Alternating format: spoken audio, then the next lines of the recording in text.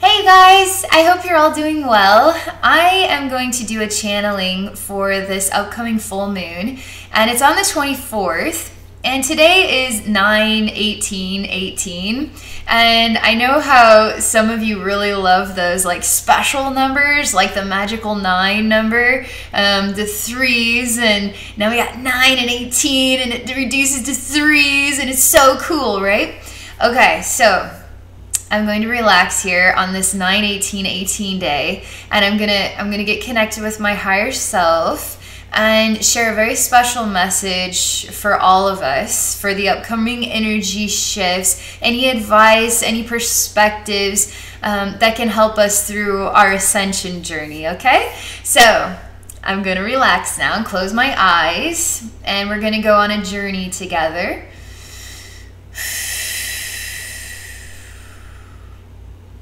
And we'll see what my higher self has to share with us. Okay.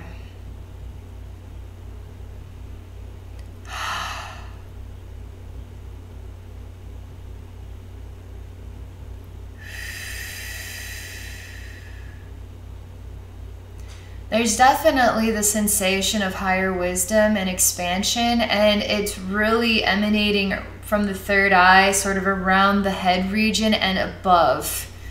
I really experience expansion of the mental body, which also includes the third eye and higher wisdom, all of that.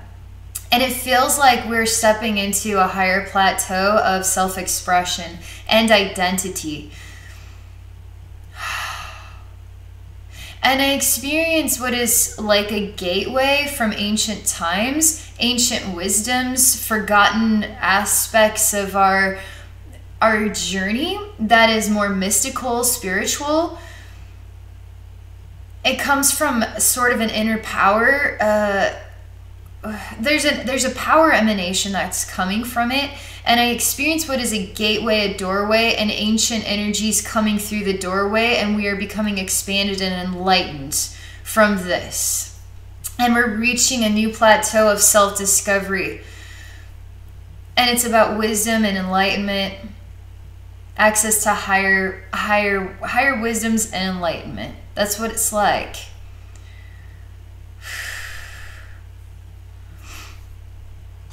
Okay, so I really get this Egypt vibe going on here, and I'm just gonna go with it.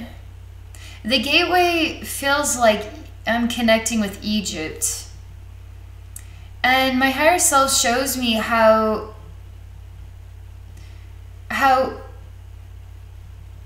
okay, we're looking at a cycle, and we're experiencing the evolution of mankind. We're experiencing the evolution of a single individual soul, also a collective of souls. We're experiencing the evolution of the expansion of all. And part of this timeline is somehow overlapping with something going on with Egypt. So Egypt is still happening. Egypt of the past is still Egypt of the now, is still Egypt of the future. And it doesn't matter what part of that Egyptian timeline, it's all interconnected. Everything is interconnected. All aspects of every version of a past version of Egypt is all happening simultaneously with every version ever known in time, in past and present and future. That's how expansive. That's how expansive creation is. That's how expansive the truth of time is. It's so expansive. The soul journey is so incredibly expansive. But there's something very special, something very unique about these energies that I'm experiencing from Egypt that are somehow like the cycle. You could imagine it like a tornado, but it kind of goes down, so it doesn't go down to a point, but it's sort of going down at the same sort of like a rounded out disc, and it keeps going round and round and round in a circle, and somehow this sort of coil is merging with something that's coming from an Egyptian energy. So let's see if we can learn something more about this. It's really important. We're reconciling aspects of our higher wisdom, and it comes from Egyptian energy. And it's opening up inside of our hearts and inside of our higher awareness. And she shows me what is wearing a type of a headdress, and it is sort of activating the third eye and access to higher wisdom. And somehow it's overlapping the timelines between what was and what is sort of merging together. And somehow now I feel myself as an emanation of like a high priestess, and I myself am looking across a vast space of people, and I'm coming into my own place, my own voice of higher wisdom, and I'm speaking to many people. This is how I am processing this energy enhancement, as I'm experiencing myself stepping into a higher role or a higher calling. And others too are experiencing this higher role or higher calling as well. And it feels like a huge energetic upgrade. It feels like a huge energetic upgrade. And it's important that we step into these roles of higher expressions. Do not resist that which you are. You are the gateway.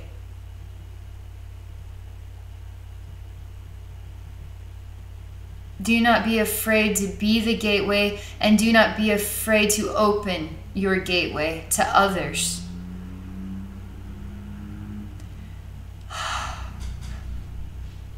There's a little bit of an energy shift and some vulnerability going on here.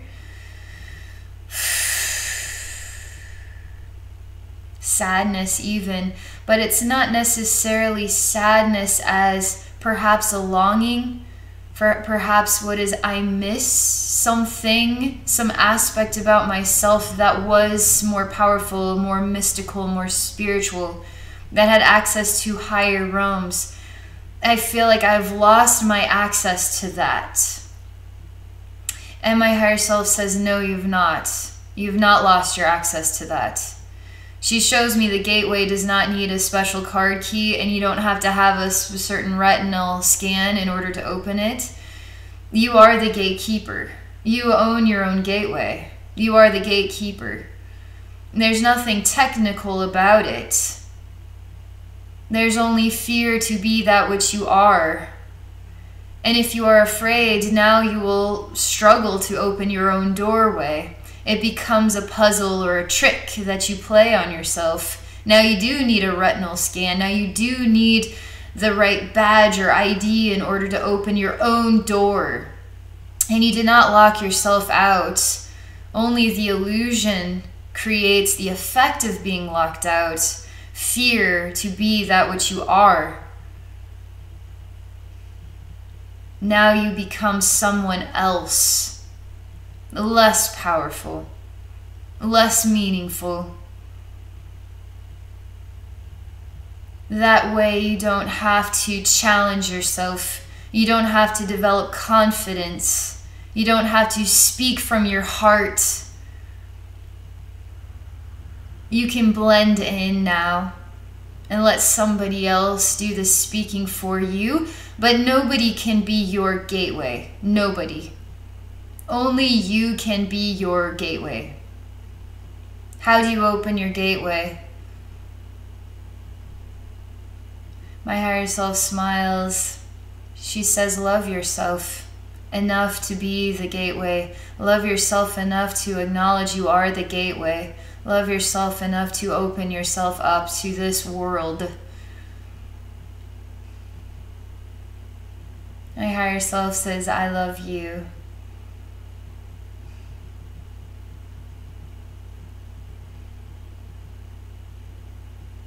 And she's just standing there smiling and emanating love. And she reminds you that it is not a fearful experience to be yourself, to express yourself as best you can. It's a glorious experience. It's a celebration every time you find the strength to speak from your heart is a glorious celebration. And you are celebrated. She says, I'm sure there's those that that love the party life. So give us more reasons to celebrate, please. Open yourself up so we can cheer you on for days and days and days and days and days. She shows me a huge festival in your honor. And we never want this festival to end. Just keep it rolling. Let's just live here. And your wonderful gateway where we can enjoy your spirit, your energy, your gift, where we can cherish you. Please allow us to celebrate you today. She wants you to realize you are surrounded by so many who are celebrating you. And the more you open up, the louder that celebration gets, and the more you feel it as well. It's really lovely. She shows me an experience that I had in my own life. And it was when I made the very first YouTube video. And I had this terrible inertia, and it was like a tidal wave, and I had to speak openly about my experiences. I was always kind of hiding behind my writing, so I would write about my experiences in my blog, which my website actually started as a blog. So I would write about my experiences, but I was too afraid to speak about them.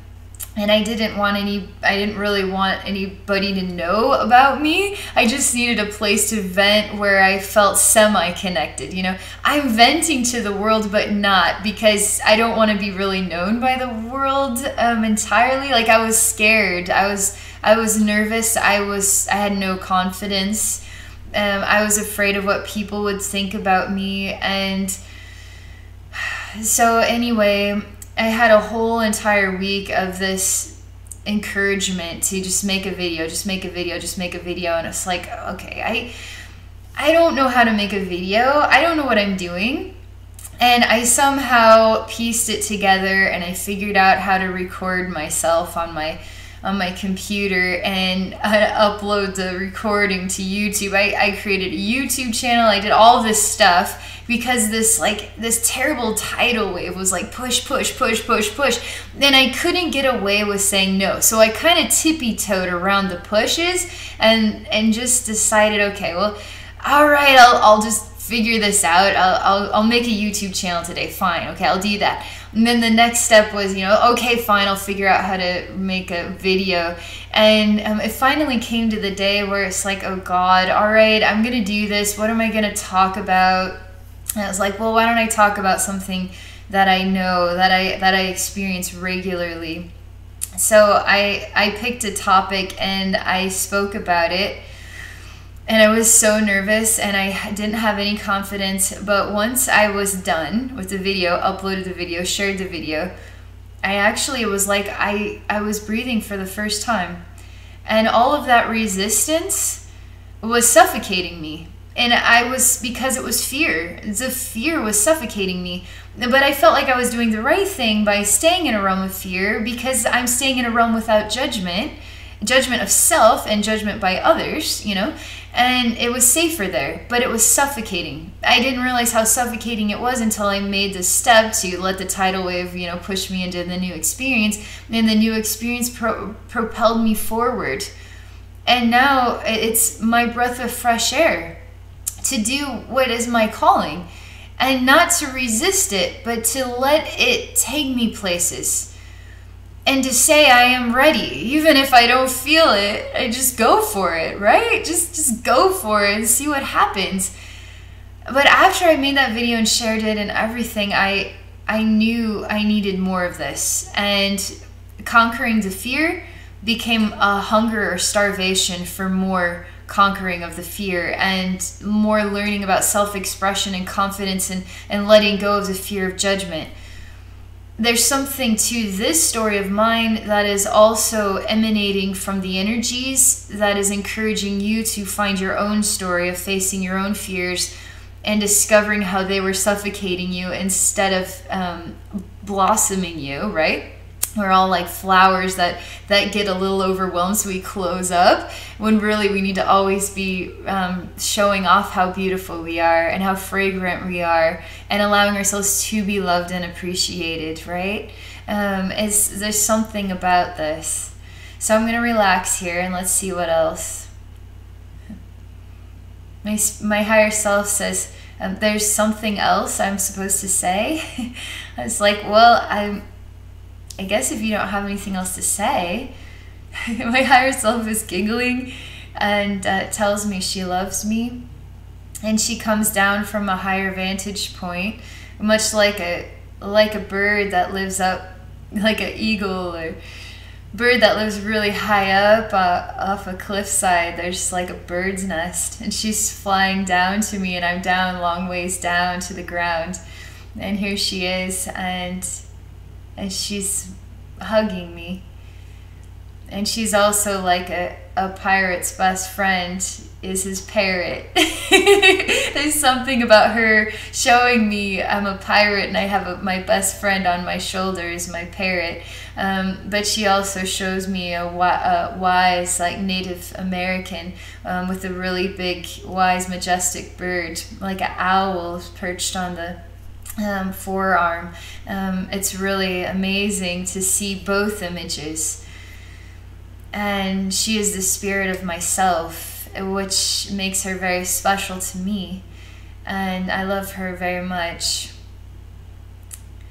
And I experienced that loving embrace and the connection of us, which is the connection of the wisdom and the love within myself as well. It's really amazing. She wants to take me up to a higher vantage point where I can see with greater clarity, like an eagle.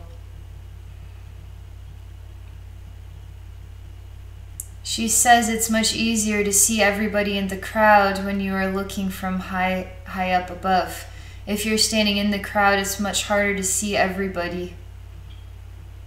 She sort of reflects this picture from the beginning as an Egyptian high priestess coming out and seeing all the people below. There's a wise message that I'm speaking to them, and they're all here in honor of that message. This message, though, is to bring balance to the hearts of all, to bring balance, to ignite, to open, not to separate. So the high priestess is way up here and all of these people are down here, but to lift them up to my level of higher wisdom and awareness so they too can be themselves fully. And they have permission to be themselves fully and to speak from their own gateways, their own souls, their own higher selves. So now we are all masters on the same plateau of love and self-awareness, and the essence of our higher selves speaking through us, acting through us, and transforming the world, transforming the pathway, transforming a representation of what was,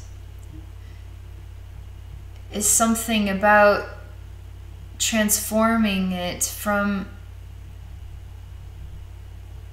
Egypt has a way of emanating class or status, that I am given the right to this money, to rule you because my soul was born, my soul was chosen to be this place. Your soul was chosen to be a slave, and not to have any compassion because your soul chose to be a slave. My soul chose to be the ruler, and that's your choice. This is my choice.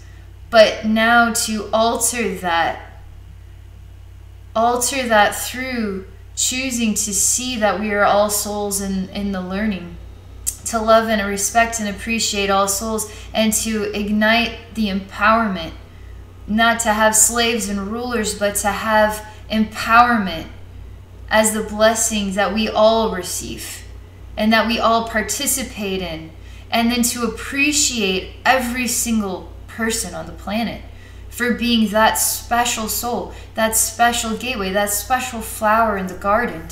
Because the garden isn't really a garden if it just has one flower in it, one special almighty flower that was born to be the ruler, and all these other ugly flowers that were born to be the slaves and take care of this one special flower. But to see all the flowers in bloom, ignited in color and fragrant, and we're all in the garden together, appreciating each other, adoring each other, and being appreciated and adored in return, and allowing that love to emanate.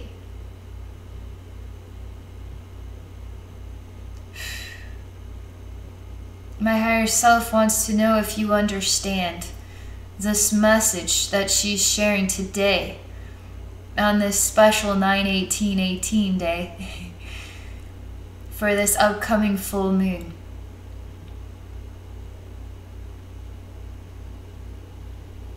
She wants to know what you're going to do with this message.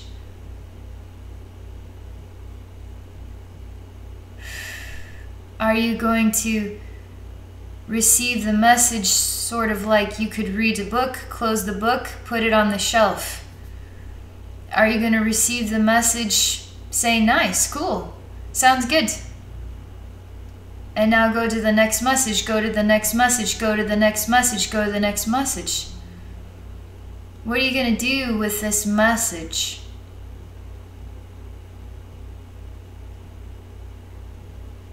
She says this message is more than just a flower to appreciate. This message is reminding you of who you are and encouraging you to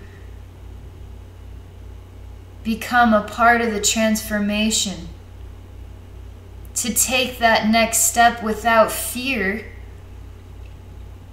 or resistance, or if you have fear and resistance, to still take that next step and see what happens, to open up your energy field, to release the suffocations, to release the fear and resistance, to allow yourself more steps forward, a more open gateway, a more expanded experience of self-discovery. It's an action, not a thought. The encouragement is an action, not a thought.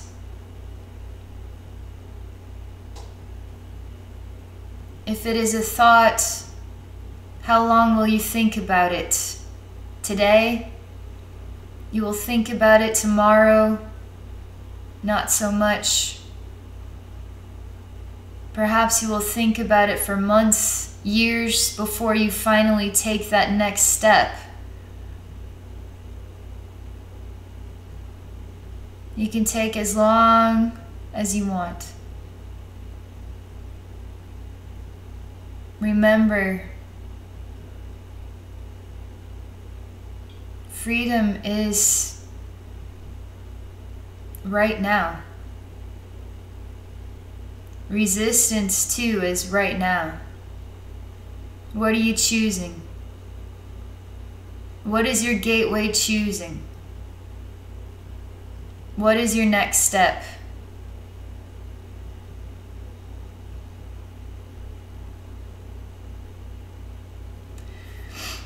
Okay, so that's the wonderful, wonderful, wonderful, wonderful, wonderful, wonderful message.